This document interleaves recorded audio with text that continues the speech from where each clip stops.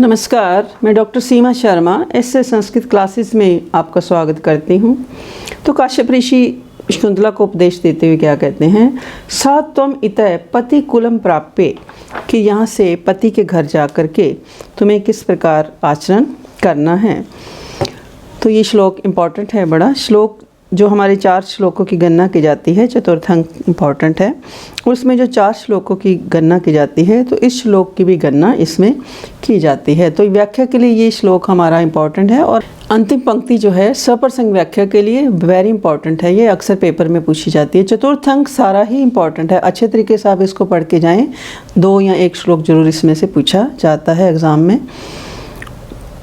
और इसी में से ही जो पंक्तियां हैं जो मैंने इम्पोर्टेंट बताई हैं आपको साथ साथ करते हुए अभिज्ञान शाकुंतलम, तो वो पंक्तियां भी पेपर में इसी प्रकार से ही पूछी जाती हैं।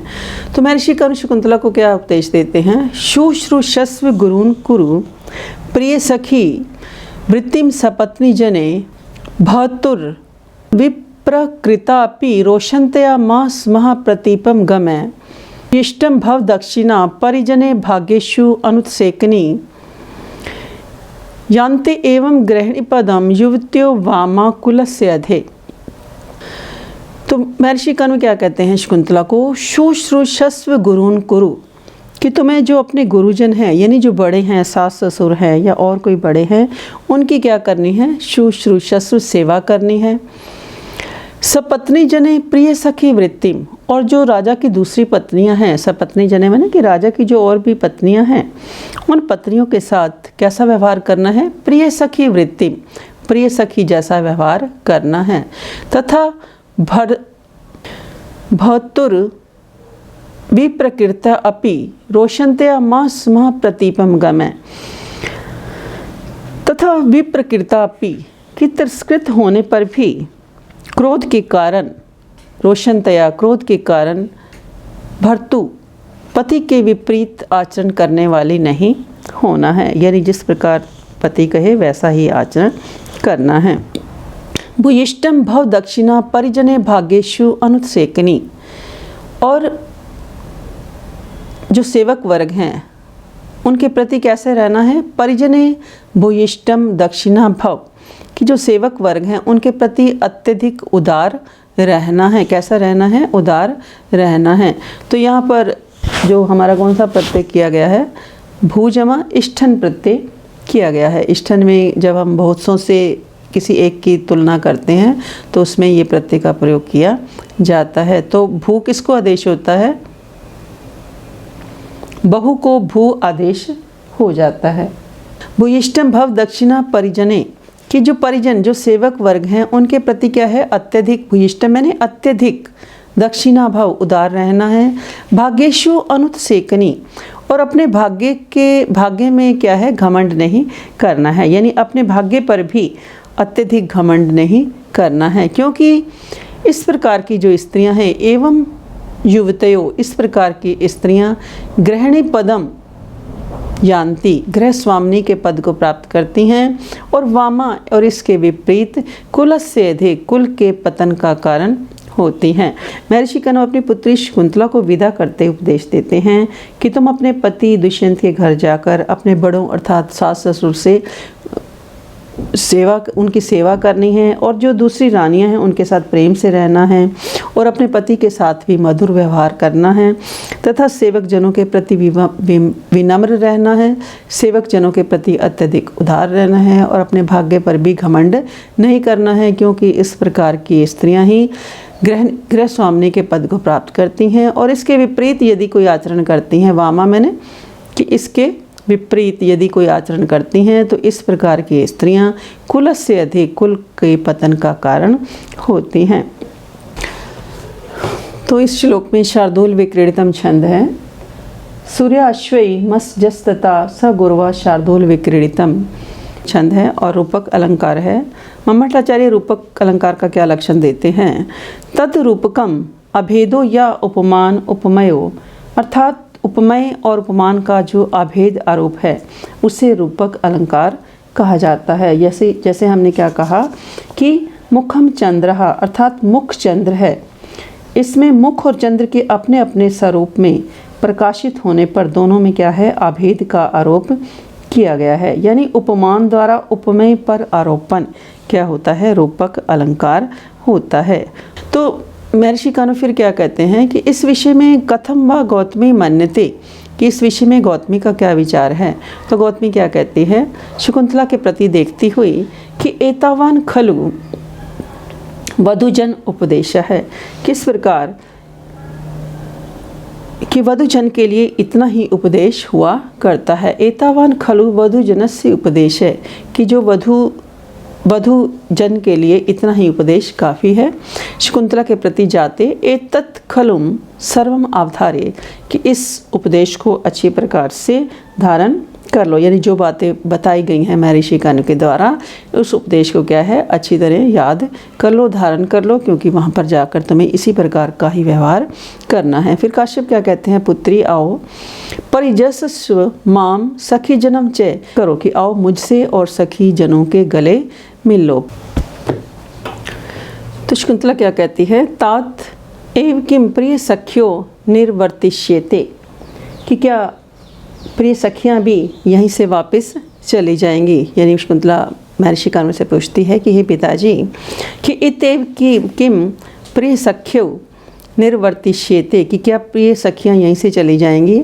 तो काश्यप ऋषि क्या कहते हैं, पुत्री इमे अपि प्रदेये, कि इन्हें भी देना है, अर्थात इनका भी विवाह करना है। तन्ना युक्तम अन्यो तत्र गंतुम, इसलिए इनका तुम्हारे साथ जाना उचित नहीं है, ठीक नहीं है। तो यह सह गौतमी यास्यति, और तुम्हारे साथ कौन जाएगी, गौतमी जाएगी। तो कारक हम कर चुके हैं। कारक में जब कर्ण कारक है, तृतीया विभक्ति उसमें लगती है। सह के योग में सह, साकम, समम और सार्धम, इसके योग में कौन सी विभक्ति लगती है, तृतीया विभक्ति का प्रयोग किया जाता है। तो त्वया में कौन सी भक्ति लगी है, तृतीया। तो आप प्लेलिस्ट में जाकर के कारक भी देख सकते हैं, जो भी आप देखना चाहते हैं देख सकते हैं। और ऐसे संस्कृत चैनल को लाइक करें, सब्सक्राइब करें और शेयर भी करें।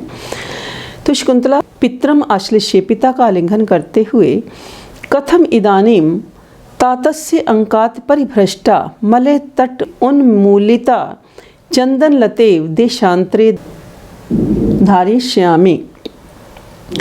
तो शकुंतला पिता का आलिंगन करते क्या कहती है कि कथम इदानीम, कि मैं किस प्रकार, तातस्य अंकात परिभ्रष्टा, कि महर्षि कण्व की गोद से बिछड़ी हुई, महर्षि कण्व की गोद से क्या है, अलग हुई। मले तट उन्मीलिता, कि पिता की गोद से, महर्षि तातस्य अंकात परिभ्रष्टा, कि महर्षि कण्व के गोद से अलग हुई। चंदन लते, कि मलय तट जो पर्वत है, उस पर्वत के तट से उखाड़ी गई चंदन लते, चंदन लता के समान, देशांतरे दूसरे देश में, कथम धारिष्यामि, किस प्रकार मैं अपने आप का जीवन धारण करूँगी, यानी किस प्रकार मैं वहाँ पर अपना समय बिताऊँगी, ऐसा कहती हुई रोती है। तो काश्यप क्या कहते हैं, पुत्री किम एवं कातरासी, कि हे पुत्री तुम इस प्रकार क्यों व्याकुल स्थिति को प्राप्त हो रही हो। अभिजन्वतो भर्तु श्लाघ्य स्थिता गृहिणी पदे विभव गुरु भी कृत्य तस्य प्रतिक्षणम आकुला तन्यम अचिरात प्राचीव अर्कम प्रसूये च पावनम मम विरहजाम न तम वत्से शुचम गणेष्यसि। तो महर्षि कण्व क्या कहते हैं कि हे पुत्री तुम इस प्रकार क्यों व्याकुल हो रही हो, क्योंकि तुम शीघ्र ही अभिजन्वतः भर्तुश्लाघ्ये गृहिणी पदम स्थित्वा, कि अत्यधिक कुलीन, कि श्रेष्ठ कुल वाले, अभिजन व तो मैंने कि अत्यधिक कुलीन, भर्तु के अपने स्वामी के, श्लाघ्य प्रशंसनीय, गृहिणी पदे स्थित्वा गृह स्वामिनी के पद को प्राप्त करके, तस्य तथा तस्य विभव गुरु भी, तस्य मैंने कि राजा दुष्यंत के, विभव गुरु भी कृत्य विशाल कार्यों में व्यस्त रहते हुए, विशाल कार्यों को करते हुए और महान कार्यों को करते हुए, तथा प्रतिक्षणम आकुला व्यस्त रहते हुए, तन्यम अचिरात, अचिरात प्राची इव अर्कम, कि जिस प्रकार पूर्व दिशा सूर्य को जन्म देती है, उसी प्रकार शीघ्र ही पवित्र पुत्र को जन्म देकर के मम विरहजाम शुचम न गणेश्यसि, कि मेरे विरह से उत्पन्न जो शोक है तुम उसकी गणना नहीं करोगे।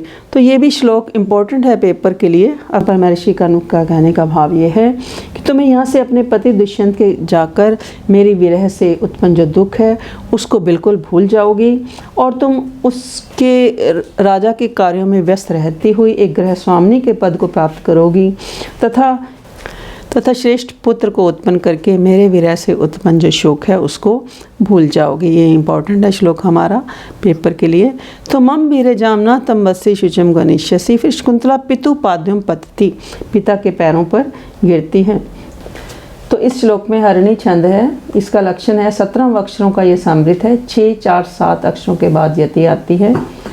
नस मर सला ग षड वेदई हयई हरणी मता, यानी इसमें 17 वर्ण है। नगन, सगन, मगन, रगन, सगुन, लघु और गुरु के अनुसार वर्णों का क्रम होता है। तो शकुंतला पितु पाद्योपत्ति, शकुंतला पिता के पैरों पर गिरती है। काश्यप यद इच्छामि ते तदस्तु, कि मैं जो कुछ तेरे लिए चाहता हूँ वह पूर्ण हो। यद इच्छामि ते तदस्तु, कि मैं जैसा चाहता हूँ वह सारा कुछ तुझे प्राप्त हो। शकुंतला सख्यो उपेत्य, दोनों सखियों के समीप आकर के हला दे अपि माम समम एव परिजस्वे थाम, कि तुम दोनों एक साथ ही मेरा आलिंगन करो। तो दोनों सखियाँ तथा कृत्वा, वैसा गले मिलती हुई, हे सखी यदि नाम से राजा प्रत्यय अभिज्ञान मंत्रो भवेत तदा तस्य इदम आत्मनाम धय अंकितम अंगुलीकम दर्श्ये अंगुलीकम दत्तः। तो दोनों सखियाँ क्या कहती हैं कि हे सखी, कि यदि राजा तुम्हें पहचानने में मंथर गति वाला हो, यानी पहचानने से इनकार करे, तदा तस्य इदम आत्मनाम धे अंकितम अंगुलीकम दर्श्ये, तब उसी के नाम से अंकित ये अंगूठी उसे दिखा देना। ऐसा कहते हुए अंगुलीकम दत्ते, अंगूठी देती हैं। फिर शकुंतला क्या कहती है कि अनेन संदेहीन वामा कंपिता अस्मि, कि इस संदेह के द्वारा तो मैं कांप गई हूँ। तो दोनों सखियाँ माम बिभीहि, कि डरो मत, स्नेहो वामा आशंकति, कि स्नेह जो है अनर्थ की आशंका करने वाला होता है। ये पंक्ति भी कई बार पेपर में पूछी जाती है। स्नेहो वामा आशंकति, कि स्नेह जो है आप डरो मत, स्नेह कभी कभी विपरीत भाव की आशंका रखता है। फिर शारंग्रव ऊर्ध्वम विलो के ऊपर की ओर देखकर युगांतरम अधिरूढ़ है सविता, कि सूर्य जो है दोपहर हो गई है, यानी सूर्य दूसरे पहर में आ गया है। त्वरताम भवती, इसलिए आप जल्दी जल्दी करें। शकुंतला भूयो पितरम आश्लिष्य, फिर पिता का आलिंगन करते हुए हर्ष से, हे तात कदानु खलु भूयस तपोवनम प्रशिष्ये, कि अब मैं कब इस तपोवन को। फिर महर्षि कानु क्या कहते हैं, पुत्री सुनो, श्रोताम सुनो, भूत्वा चिराय चतुरंत महिषपत्नी दोष्यंतिम अप्रतिरथम तन्यम प्रसूये तस्मिन् निवेशित धुरेन सह भर्ता शांते करिष्यसि पदम पुनर्आश्रमे अस्मिन्। तो महर्षि कानु फिर आशीर्वाद के रूप में मान लो क्या कहते हैं कि भूत्वा चिराय, कुछ विद्वान इस श्लोक को भी, जो हमारे 4 श्लोक हैं उसमें उसकी गणना कर लेते हैं। तो चिराय चतुरंत महिषपत्नी भूत्वा, तो महर्षि कानु क्या कहते हैं कि पुत्री सुनो, चिराय मैंने कि चिरकाल तक, चतुरंत महिषपत्नी भूत्वा, कि चारों समुद्रों तक, महिषपत्नी मैंने कि चारों समुद्रों तक इस पृथ्वी की सपत्नी रहकर, तथा अप्रतिरथम दुष्यंतिम तन्यम प्रसूये, अद्वितीय दुष्यंत के पुत्र को उत्पन्न करके, तस्मिन एव निवेशित धुरेन भर्ता सह, और उस पर राज्य का भार सौंप कर, तस्मिन एव निवेशित धुरेन, कि उस पुत्र पर राज्य का भार सौंप करके, सह भर्ता, अपने पति के साथ, इसमें भी सह भर्ता में तीसरी विभक्ति का प्रयोग किया गया है क्योंकि सह के योग में तीसरी विभक्ति आती है। तो अपने पति के साथ पुनः आश्रमे, फिर दोबारा इस आश्रम में शांति पदम करिष्यसि, कि मानो आश्रम में शांति के लिए पैर रखोगी। तो ये श्लोक भी व्याख्या के लिए, सब प्रसंग व्याख्या के लिए भी इम्पॉर्टेंट है, और वैसे पूरा श्लोक भी सरलार्थ के लिए पेपर में पूछा जाता है। यानी महर्षि कर्ण शकुंतला से क्या कहते हैं कि जब तुम राजा दुष्यंत की रानी बन करके लंबे समय तक राज करोगी और तुम्हारा पुत्र भी क्या है बड़ा हो जाएगा, राजा दुष्यंत उसको अपना राज्य सौंप देंगे, तब तुम अपने पति के साथ इस वानप्रस्थ जीवन जीने के लिए इस आश्रम में प्रवेश करोगी। इस श्लोक में वसंत तिल का छंद है, उक्ता वसंत तिल का तब जा जगो गए। यानी इसमें कुल 14 वर्ण होते हैं, 8 और 6 के बाद यति होती है। यति का मतलब है जब हम बीच में विराम लेते हैं। छंद की वीडियो भी डाली हुई है, छंद भी जाकर के आप प्लेलिस्ट में जाकर के छंद भी देख सकते हैं। और इसमें रूपक अलंकार है, इस श्लोक में रूपक अलंकार है। रूपक अलंकार इससे पहले भी मैं इसका लक्षण बता चुकी हूँ। मम्मटाचार्य क्या कहते हैं, तद रूपकम अभेदो या उपमान उपमयो, अर्थात उपमेय में उपमान का जो अभेद आरोप है उसे रूपक अलंकार कहा जाता है। यथा मुखम चंद्रहा, मुख चंद्र है। इस प्रकार मुख और चंद्र के अपने अपने स्वरूप में प्रकाशित होने पर दोनों में अभेद का आरोप यहाँ किया गया है। तो गौतमी क्या कहती है, पुत्री जाते परिहियते ते गमन वेला, कि तुम्हारा जाने का समय अब निकला जा रहा है। तत् निवर्तय पितरम, अतः पिताजी को यहाँ से वापस लौटा दो काश्यप के प्रति। अथवा चिरेन अपि एषा एवं मंत्रिष्यति, अथवा नहीं तो ये बहुत समय तक इसी प्रकार कहती रहेंगी। तत् निर्वर्तिताम भवान, और क्या है आप भी यहाँ से लौट जाइए। तो काश्यप क्या कहते हैं, पुत्री उपरुध्यते में तपो अनुष्ठानम। तो क्या कहती हैं काश्यप क्या कहते हैं, पुत्री कि तप का जो मेरी तपस्या का कार्य है अब वो कैसा हो गया है, उपरुध्यते अवरुद्ध हो गया है। यानी महर्षि कर्ण जो हैं शकुंतला के वियोग में इतने अधिक व्याकुल हैं, तो वो क्या कहते हैं कि मुझे तो ऐसा लगता है कि सारा जो तपस्या का कार्य है वो रुक गया है। शकुंतला फिर पुनः पितरम अश्लिष्य, फिर दोबारा से पिता का आलिंगन करती हुई। तपश्चरण पीड़ितम तात शरीरम, कि पिताजी का शरीर तपस्या के कारण दुर्बल हो गया है। तपश्चरण पीड़ितम तात शरीरम, कि महर्षि जो कर्ण हैं पिताजी का शरीर तपस्या के कारण दुर्बल हो गया है।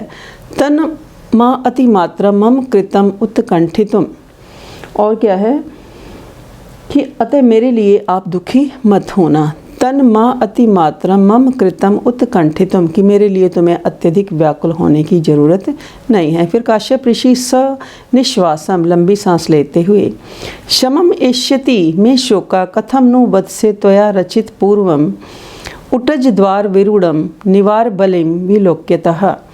तो क्या कहते हैं महर्षि का लंबी सांस लेकर के कि हे पुत्री, त्वया कि तेरे द्वारा रचित पूर्वकम उटज द्वार विरूढ़म निवार बलिम विलोक्यते, कि तुम्हारे द्वारा रचित पूर्वकम कि पहले डाले गए और कुटिया के उटज द्वार विरूढ़म, उटज मैंने कुटिया, कुटिया के द्वार पर विरूढ़म मैंने उगे हुए, निवार बलिम विलोक्यते विलोक्यतः, निवार के जो कण हैं उनको देखते हुए, मैं शोकः कथम नु शमम एष्यति, मेरा शोक किस प्रकार शांत हो सकता है। तो ये भी श्लोक इम्पोर्टेंट है, पेपर के लिए पूछा जाता है ये भी अक्सर कई बार पेपर में। तो क्या कहते हैं कि किस प्रकार, तो यानी महर्षि कर्ण जो शकुंतला की विदाई है उसके अंतिम क्षणों में फिर एक बार दोबारा भाव से व्याकुल हो जाते हैं। तो क्या कहते हैं उसको शकुंतला को कि तुम्हारे द्वारा कुटिया के द्वार पर जो पक्षियों के लिए निवार आदि के रूप में दाना डाला जाता था, उनमें से कुछ पक्षियों के चुगने से बचे हुए चावल जो हैं पौधे के रूप में विकसित हो गए हैं। तो उन्हें देखकर मुझे प्रतिदिन तुम्हारी याद आती रहेगी, जो निश्चित ही मेरे लिए कैसी होगी, कष्टदायक होगी। तो इस श्लोक में आर्या छंद है, इससे पादे प्रथमे 12 मात्रास तथा तृतीयापि 18 द्वितीय चतुर्थ के 15 सा आर्या। तो गच्छा शिवास्ते पंथाना, तो सब क्या कहते हैं कि तुम्हारा मार्ग मंगलमय हो। निष्क्रांता शकुंतला से या निश्चय, शकुंतला और उसके साथ जाने वाले शारंगराव और शारदवत और गौतमी जो हैं निकल पड़ते हैं। प्रियंवदा अनुसुईया क्या कहती हैं, हाधिक कि अरे कष्ट है, बड़ा दुख है। अंतरिता शकुंतला वन राज्य, कि जो शकुंतला को वन की पंक्तियों के द्वारा छिपा लिया गया है, यानी हमारी दृष्टि से शकुंतला ओझल हो गई है। फिर काश्यप ऋषि सनिश्वासम, की लंबी सांस लेकर अनसूया गतवती वाम स धर्मचारिणी निगृहे शोकम अनुगच्छतम माम प्रस्थितम, की लंबी सांस लेकर अनसूया तुम दोनों की सहधर्मचारिणी सखी चली गई है। यानी काश्यप ऋषि क्या कहते हैं कि वाम, तुम दोनों की, तुम्हारे साथ रहने वाली सखी जो है गतवती चली गई है, और तुम भी शोक को रोककर चलने वाली मेरे पीछे पीछे चलो। फिर दोनों सखियाँ तात शकुंतला विरहितम शून्यम एव तपोवनम प्रविशावै, कि शकुंतला से रहित शून्य तपोवन में हम किस प्रकार प्रविष्ट करेंगी।